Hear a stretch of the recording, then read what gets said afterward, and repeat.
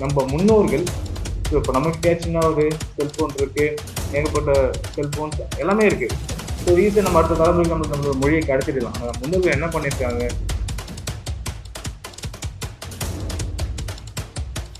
இப்போ என்னன்னா, இப்போ மீன் பிடிக்கிறோம். மீன் பிடிச்சா நம்ம என்ன பண்ணுறோம்? புழு போட்டு பிடிக்கிறோம். ஆனால் மீனுக்கு தெரியாது அதுக்குள்ள ஒரு ஒன்று இருக்குன்னு சொல்லிட்டு அது என்ன பண்ணணும்? நம்ம வாண்டடாக புழு கொடுக்கலாம் அப்படின்னு என்ன பண்ணணும்? அது புழு என்ஜாய் சாப்பிட வரும். சாப்பிட்டு என்ன பண்ணணும்? மீன் மாட்டிக்கும். அதே மாதிரி தான் நாமளும். மக்களுக்கு தெரியாது. ஏன்னா திடீர்னு பொருள் எல்லாம் ஏறும்.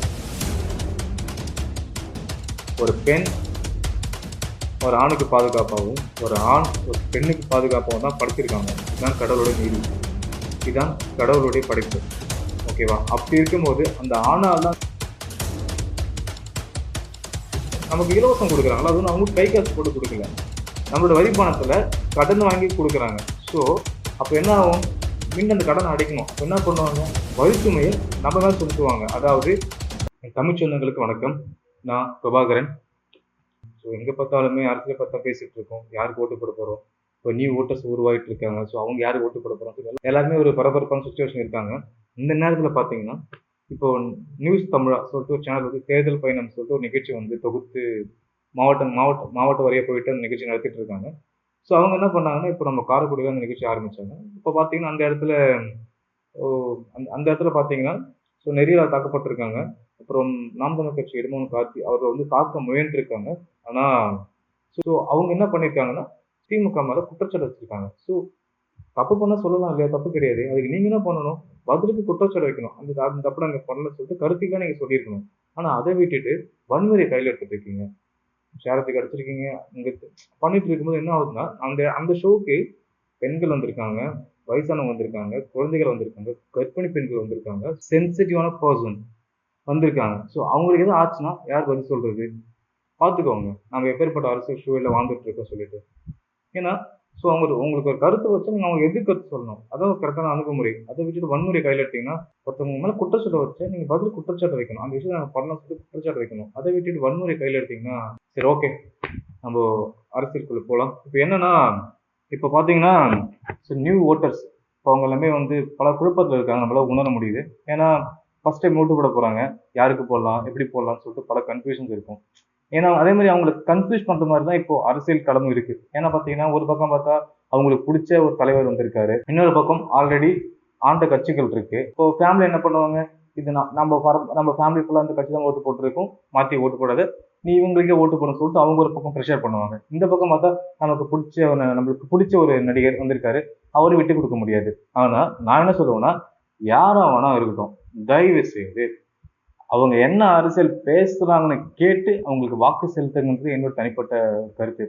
நான் எக்ஸாம்பிள் என்ன சொல்ல வச்சுக்கோங்க, இப்போ நம்ம வந்து இப்போ ஆல்ரெடி ஆண்டுட்டு இருக்காங்களா அந்த கட்சிகளை எடுத்துக்கலாம். இப்போ அவங்களோட ஸ்ட்ராட்டஜி என்ன?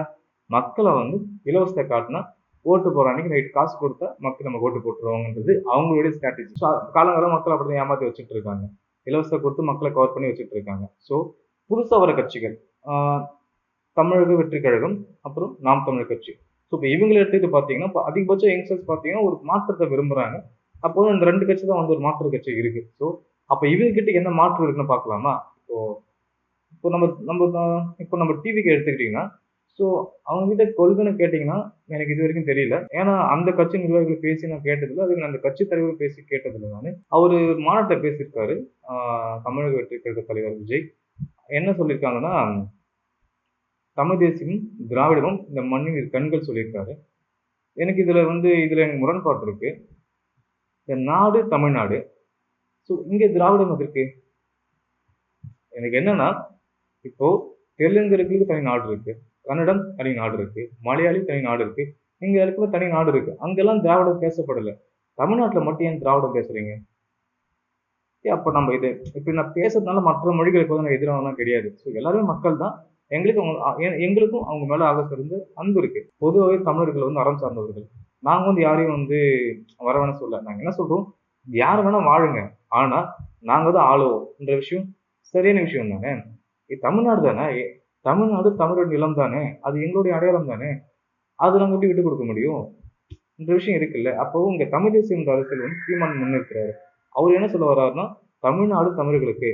அதுல எந்த தப்பும் தெரியல. பட் இதுல வன்முறை எதுவுமே இல்லை. அவங்களோட நிலத்தை எங்களோட நிலத்தை நாங்க கேட்கிறோம் அவர் சொல்ல வர்றாரு. அதுக்காக வந்து நாங்க மத்தவங்க எதிர்க்கிறோம், நீங்க யாரும் இருக்கான்னு சொல்ல வரல. யார் வேணா வாழுங்க, நாங்க தான் ஆளுவோம். இந்த விஷயத்த வந்து அவங்க ஸ்ட்ராங்கா வந்து என்டிகே முன்னிறுத்துறாங்க. ஸோ அதுல பாத்தீங்கன்னா அவங்களுடைய அரசியல் நிலைப்பாடு, அவங்களுடைய கொள்கை, அந்த கட்சியோட கொள்கை என்னவா இருக்கு? தமிழர்களுக்கு முக்கியத்துவம் கொடுக்குது. ஓகேங்களா? ஸோ நம்ம தமிழன், ஸோ நம்மளோட அடையாளம், நம்மளுடைய நிலம், நம்ம முன்னோர்கள். ஸோ இப்போ நம்மகிட்டயாச்சும் என்ன ஆகுது? செல்போன் இருக்கு, ஏகப்பட்ட செல்போன்ஸ் எல்லாமே இருக்கு. ஸோ ஈஸியா நம்ம அடுத்த தலைமுறைக்கு நம்மளோட மொழியை கடத்திடலாம். ஆனா முன்னோர்கள் என்ன பண்ணிருக்காங்க? ஏதாவது ஒரு ரூபத்துல நம்மளோட மொழியை வந்து அடுத்த தலைமுறைக்கு கடத்தணும்னு சொல்லிட்டு ஒரு தலைமுறையா அவங்க என்ன கல்வெட்டு மூலியமாகவும் அப்புறம் பணவழிகள் மூலியமாகவும் அப்புறம் மண், அப்புறம் கல், ஸோ இது போல அவங்க கையில என்னென்ன அந்தந்த டைம்ல, அப்புறம் உலோகம், இரும்பு, ஸோ இது போல அவங்க கிட்ட அவங்க கிட்ட என்னென்ன பொருள்கள் கிடைச்சதோ எல்லா பொருள் மூலியமா நம்ம தமிழ் மொழியை கடத்தி கடத்தி கடத்தி இந்த தலைமுறை வரைக்கும் பொக்கிஷமா கொடுத்துருக்காங்க. அப்பேற்பட்ட தமிழை பாதுகாத்து அடுத்த தலைமுறைக்கு நம்ம கொடுக்க வேண்டியது நம்மளோட கடமை இல்லையா? அப்போ இங்க இருக்கிற தமிழர்களுக்கு ஒரு மிகப்பெரிய கடமை இருக்கு. நம்மளோட மொழியை பாதுகாக்க வேண்டியது நம்மளோட கடமை. அவனா சொல்லுவீங்க, ஏன் தமிழர்கள் மட்டும் இப்படி இருக்கிறீங்க, ஏன் மொழின்னு சொல்லிட்டு? ஏன்னா என்னோட மொழி இங்க அழிக்கப்படுகிறது. அதனாலதான் என்னோட தமிழை அடுத்த தலைமுறைக்கு கடத்த நாங்க போராடுறோம். இப்ப இலவசம் விஷயம் எடுத்துக்கலாம். இப்ப எல்லாம் நினைக்கிறாங்கன்னா இப்ப இலவசம், இப்போ ஒரு விஷயம் சொல்லலாம். ஏன்னா நம்ம உடம்புல வந்து ஊறுதுன்னு வச்சுக்கோங்களேன், சொரியும் போது சுகமா இருக்கும், சொரிஞ்சு முடிஞ்சதுக்கு பார்த்தோன்னு வச்சுக்கோங்க ரணமா இருக்கும், காயமா இருக்கும், அப்புறம் வலிக்கும். அதே மாதிரிதான் இலவசமும். வாங்குறப்ப நல்லாதான் இருக்கும். நமக்கு இலவசம் கொடுக்குறாங்களா, அது வந்து அவங்க கை காசு போட்டு கொடுக்கல, நம்மளோட வரி பணத்துல கடன் வாங்கி கொடுக்குறாங்க. சோ அப்ப என்ன ஆகும்? மீண்டும் அந்த கடனை அடைக்கணும். அப்ப என்ன பண்ணுவாங்க? வரிச்சுமையை நம்ம மேல சுமத்துவாங்க. அதாவது நாம வாங்குற எல்லா பொருளோட விலையும் ஏறும். அப்போ இருக்கப்பட்டவங்க ஓரளவுக்கு செபிள் பண்றாங்க. நம்மள இல்லாதப்பட்டவங்க என்ன பண்ணுவாங்க? எந்த பொருளும் வாங்க முடியாது. ஏன்னா எல்லா பொருளும் விலை ஏறிடும். ஏன்னா ஒரு வாட்டி தக்காளி விலை ஏறும்போது அவங்க எப்படி பதறோம்? அப்ப யோசிச்சு பாருங்க. அப்ப இலவசம் வாங்கும் போது ஒட்டுமொத்த கடன் சுமையும் நம்ம மேல சுமத்துவாங்க. அப்ப அந்த இடத்துல நம்மளால வரி கட்டி பொருள் வாங்கவே முடியாது. சோ அதனால சொல்றேன், மக்கள் தெளிவடைச்சுக்கோங்க. ஒரே விஷயம் தான். இப்போ என்னன்னா, இப்ப மீன் பிடிக்கிறோம். மீன் பிடிச்சா நம்ம என்ன பண்றோம்?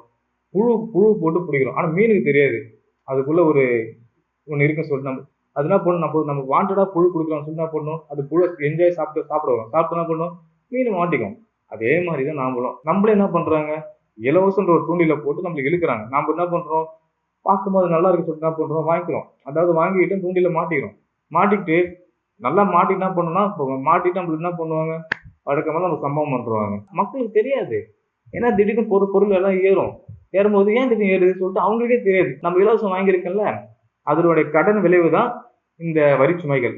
சோ அதனால யோசிச்சீங்கன்னா, இலவசம் அறிவிக்கிறவங்க கிட்ட நீங்க போகாம, அந்த இலவசம் கொடுக்குறாங்கல்ல, அந்த பொருளை நாமளே வாங்கிக்கிற அளவுக்கு நமக்கு ஒரு வாழ்வாதாரத்தை கொடுப்போம்னு சொல்றாங்கல்ல, அப்பேற்பட்ட அந்த அரசியல் பேசுறோம்னு நம்ம நம்பிடலாம். அவங்க வந்து நம்மளோட வாழ்வியலை பத்தி யோசிக்கிறாங்க. ஏன்னா இலவசம் தேவையில்ல, அவனுக்கு தேவை ஒரு வாழ்வியல், ஒரு வாழ்வாதாரம், ஒரு வேலை வாய்ப்பு. அதை ஏற்படுத்தி கொடுத்துட்டா அவனோட வாழ்வியலையும் அவனோட பொருள், அவனோட தேவையை அவனே வாங்கிப்பான். அவனுக்கு இலவசம் என்ன வேணும்னா, ஆக சிறந்த படிப்பு, உயிர் காக்கும் மருத்துவம், குடிக்க தண்ணீர். ஸோ இது மட்டும் தான் நமக்கு இலவசமா வேணும். யோசிச்சு பாருங்க, இது மட்டும் தான் நமக்கு இலவசம் வேணும். அதே மாதிரி நம்ம இயற்கையை அழிச்சிட்டோம்னா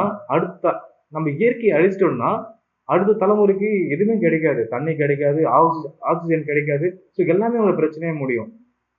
ஸோ யோசிச்சு பாருங்க, நம்ம தலைமுறைக்கு இப்போ நம்ம லைஃப் வாழ்ந்துட்டு இருக்கோம். ஆல்மோஸ்ட் நம்ம இயற்கை பாதி அழிச்சிட்டோம். இதுக்கு அப்புறமா சிந்திச்சு பாருங்க, இருக்கிறதாச்சும் அடுத்த தலைமுறை கொடுத்துட்டு போவோம். ஏன்னா அடுத்த வர தலைமுறை நம்ம முன்னோர்கள் அப்படி பொக்கிஷம் நம்ம கிட்ட கொடுத்தாங்க, எல்லாத்தையும் நம்ம கிட்ட கொடுத்தாங்க. ஆனா நம்ம கொடுப்போமா? ஏன்னா இப்போ பல மலைகள் காணாம போயிடுச்சு, ஆத்து மணல்கள் அள்ளிட்டாங்க. புரியுதுங்களா? இயற்கை வளங்கள் அழிச்சுட்டு இருக்கோம். ஸோ இயற்கை வளங்கள் இருக்கிற வளங்களை வச்சு நம்ம அடுத்த தலைமுறைக்கு கொடுக்கணும். அதுக்காவது தயவுசெய்து சுதாரிச்சுக்கிட்டு நம்ம நாட்டுக்கு யாரு வந்தா நல்லா இருக்கும், இயற்கையும் அதே மாதிரி நம்மளோட வாழ்வியலை பத்தி யாரு யோசிக்கிறாங்களோ அவங்களுக்கு முக்கியத்துவம் கொடுத்து ஓட்டு போடுங்க. அதை விட்டுட்டு இவங்க நல்லா டான்ஸ் ஆடுவாங்க, அதே மாதிரி இவங்க வந்து இலவசம் கொடுக்குறாங்க, அப்படி எல்லாம் போடாதீங்க. ஆனா கேட்கிறேன், இவங்களோ யாரும் அவனா இருக்கும், மக்களை பத்தி தெளிவான அரசியல் பேசுனாங்கன்னா, மக்களோட வாழ்வியலை பத்தி தெளிவா பேசுறாங்கன்னா அவங்களுக்கு சப்போர்ட் பண்ணுங்க. ஓகேவா? நம்ம யாரும் பர்டிகுலர் எதுக்குல. ஸோ உங்களோட அரசியல் புரிதல் தெளிவா இருந்தா மக்கள் உங்களை ஆதரிக்க போறாங்க. ஓகே, உங்களோட அரசியல் புரிதல் தப்பா இருந்தா மக்கள் உங்களை நிராகரிக்க போறாங்க. ஸோ நீங்க என்ன பண்றீங்க? ஆட்சி பண்ண வரீங்களா? இலவசம் கொடுக்கறத மறந்துட்டு தயவு செய்து எனக்கு ஒரு வேண்டுகோள் இருக்கு. முதல்ல என் தமிழ், என்னோட அடையாளம் பாதுகாக்கப்படணும். அப்புறம் என்னோட இயற்கை பாதுகாக்கப்படணும்.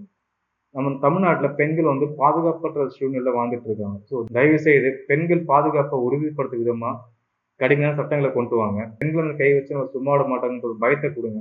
அப்போ கடுமையான தண்டனை கொண்டு வாங்க. எனக்கு என்னன்னா இங்க சொல்லணும். ஏன்னா ஒரு பெண் ஒரு ஆணுக்கு பாதுகாப்பாகவும், ஒரு ஆண் ஒரு பெண்ணுக்கு பாதுகாப்பாகவும் தான் படைச்சிருக்காங்க. இதுதான் கடவுளுடைய நீதி. இதுதான் கடவுளுடைய படைப்பு. ஓகேவா? அப்படி இருக்கும்போது அந்த ஆணால தான் அந்த பெண்ணுக்கு பாதுகாப்பு இல்லைன்னு சொன்னா, ஒரு ஆணும் தலை குனியணும். எனக்கு என்னன்னா, இப்ப நாங்க பேசிட்டு இருக்கேன். ஸோ என்ன மாரி பல ஆண்கள் பேசிட்டு இருக்கோம்னா, அதுக்கு ஒரு பெண் அவங்க உயிர பணய வச்சதுனால தான் நம்ம இங்க வந்து இப்படி பேசிட்டு இருக்கோம். ஒரு ஆணா வாழ்ந்துட்டு இருக்கோம். அதுக்கு ஒரு ஒரு தாய்ன்ற ஒரு தெய்வம் தான் நம்மள பெத்தெடுத்துச்சு. அதனால அவங்களும் பெண் தான். அப்போ வந்து பெண்கள் மேல தனிப்பட்ட மரியாதை உங்களுக்கு இருக்கணும். தயவு செய்து பெண்களோட பாதுகாப்பை உறுதி செய்யுங்க. அவங்களுக்கு ஒரு பாதுகாப்பான ஒரு சமுதாயத்தை உருவாக்குற அரசியலா தேர்ந்தெடுங்கன்றது எனக்கு மிகவும் பணிவான வேண்டுகோள். மீண்டும் என் தமிழ் சொந்தங்களுக்கு நன்றி. என்னோட வீடியோ பார்த்ததுக்கு வணக்கம்.